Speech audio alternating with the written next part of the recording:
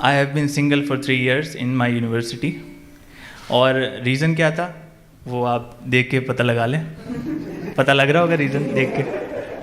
एक तो बंदे की शक्ल सही ना हो लेकिन किस्मत सही हो तो भी चल जाता है। मैंने ऐसे बहुत सारे लड़के देखे हैं जिनके साथ लड़कियां इतनी खूबसूरत और लड़के ऐसे ऐसे, यकीन नहीं आता देख के। लेकिन मेरी शक्ल और किस्मत दोनों ख़राब थी। शुरू में बॉयज़ स्कूल में 10 साल पढ़ा, जब कॉलेज गया तो वो भी ऑल बॉयज़ था, वो 2 साल और सूखे सूखे निकल गए। फिर जब यूनिवर्सिटी आया तो जब तक कुछ पता चलता तब तक सारी लड़कियां सेट हो चुकी थी।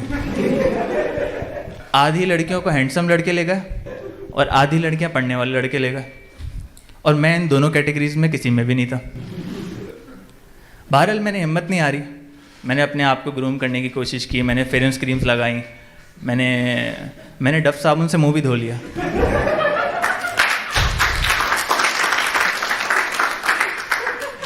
और ये डफ साबुन भैंसो छूटता नहीं लगाने के बाद।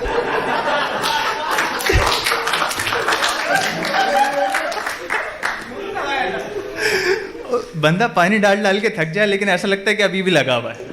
फिर मैंने वो क्लोज अप टूथपेस्ट का ऐड देखा, वो लगाने के बाद लड़का वो ऐसे करके स्माइल करता है सामने से, ऐसे बिल्कुल हवाएं उड़ रही होती हैं और लड़की उसके आगोश में आके गिर जाती है। मैंने क्लोज़अप लगाया और पूरे दिन यूनिवर्सिटी में घूम रहा हूँ, कुछ नहीं हुआ। ये टीवी वाले ना झूठ बहुत बोलते हैं, ये टीवी वाले झूठ बहुत बोलते हैं। एक रंग गोरा करने वाली क्रीम के ऐड में उन्होंने शाहिद अफरीदी को ले रखा है। 16 साल की उम्र से मैं शाहिद अफरीदी को देख रहा हूँ, मुझे बताओ शाहिद अफरीदी कब काला था? अच्छा, तो मेरी पर्सनैलिटी और शक्ल ऐसी कि मैं अगर किसी शॉपिंग सेंटर से जाऊँ तो लोग मुझे सेल्समैन समझने लग जाते हैं। एक दफ़ा मैं एक शॉपिंग सेंटर में गया और अपनी टी शर्ट्स देख रहा था तो पीछे से खातून आई, कहती हैं एक्सक्यूज़ मी, ये बच्चों के टाइट्स कितने के? मैंने कहा मैडम पहली बात है ये टाइट्स नहीं है, मोज़े हैं।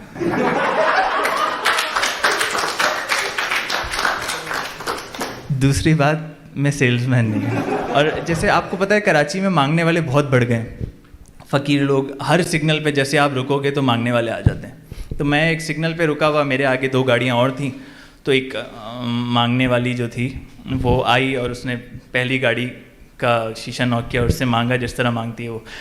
उसके बाद फिर वो दूसरी गाड़ी के पास आई, तीसरा नंबर मेरा था, मैंने अपने बटुए से कुछ पैसे निकाल के रख लिए कि अब ये मेरे पास आएगी। वो आई, उसने मुझे देखा और मुझे स्किप करके चौथी गाड़ी पे निकल गई।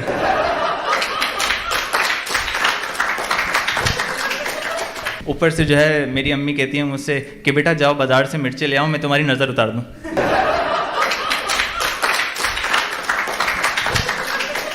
तो अब एक जगह मैं ऑडिशन भी देने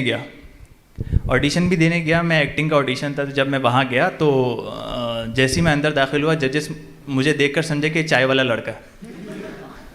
उन्होंने मुझे कहा जाओ 2 चाय ले आओ, और मैं समझा ये ऑडिशन का पार्ट है, मैं चाय लेने भी चला गया।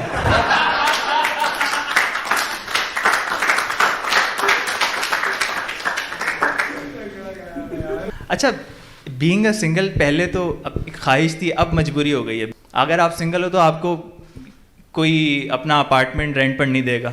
आप सिंगल हो तो आपको फैमिली पार्क में नहीं जाने देंगे, कहता है विदाउट फैमिली नॉट अलाउड। आपको शॉपिंग मॉल्स में नहीं जाने देंगे। सिंगल लोगों का जो है रहना बहुत मुश्किल हो गया। तो फिर मैंने सोचा चलो शादी कर लेनी चाहिए। तो उसके लिए फिर मैंने एक रिश्ता ऑर्गेनाइजेशन में नाम लिखवाया और वहाँ पर 2-3 फैमिलीज़ को प्रपोजल्स भेजे और उन्होंने कहा आप हमें बिल्कुल समझ नहीं आए। अच्छा, क्योंकि उनकी डिमांड्स ऐसी थी। अब आप किसी ने रिश्ता ऐप यूज़ की है या रिश्ता ऑर्गेनाइजेशन किसी ने देखा है, उनकी डिमांड्स ऐसी होती हैं, रिक्वायरमेंट्स ऐसी होती हैं कि हाइट इतनी होनी चाहिए, ये वाली कास्ट होनी चाहिए और इतनी गाड़ियाँ होनी चाहिए, घर का साइज़ 1000 गज होना चाहिए। अबे घर के साइज़ का शादी से क्या लेना देना? हाँ, वो दूसरा साइज़ है उसका लेना देना है शादी से।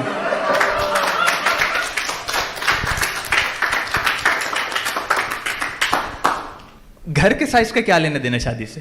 वो दूसरा साइज़ पूछो तो समझ आता है कि उसका डायरेक्ट लेना देना है शादी से। घर का साइज़ पूछना है, तुमने क्या खेती बाड़ी करनी? 1000 गज के घर में 1000 गज का घर चाहिए।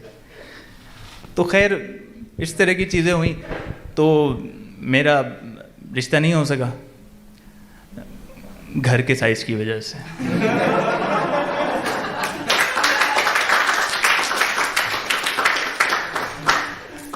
तो अच्छा, एक जगह हमारी बात हुई, उन्होंने बुला लिया रिश्ते के लिए। तो जब हम लोग वहाँ गए तो उनके फूफा ने हमें रिसीव किया, लड़की वालों के। अल्लाह उन्हें हिदायत दे। तो वो 3 जुमलों में हमारी बात ख़त्म हो गई। उन्होंने कहा अस्सलाम वालेकुम, मैंने कहा वालेकुम अस्सलाम। उन्होंने कहा क्या सैलरी पैकेज है? तो खैर वो सैयद फैमिली थी, उन्होंने कहा अपना शजर नसब बताओ। मैंने कहा यार ये क्या मुश्किल चीज़ पूछ ली है, मुझे तो ज़्यादा से ज़्यादा अपने अब्बू का नाम पता था और मैक्सिमम अपने दादा का नाम पता था। मैंने कहा यार क्या करूँ अब। मैंने कहा मुझसे पहले मेरे अब्बू, उससे पहले उनके अब्बू, उससे पहले उनके अब्बू। तो उन्होंने फिर एक और बात कही कि हम 9 लड़कों के ख़ानदान में शादी करते हैं, 9 लड़कों के ख़ानदान। मैंने कहा देखें आंटी, मेरे तक तो ठीक था, लेकिन अभी इस एज में अपने अब्बू पर क्यों जोर डालना।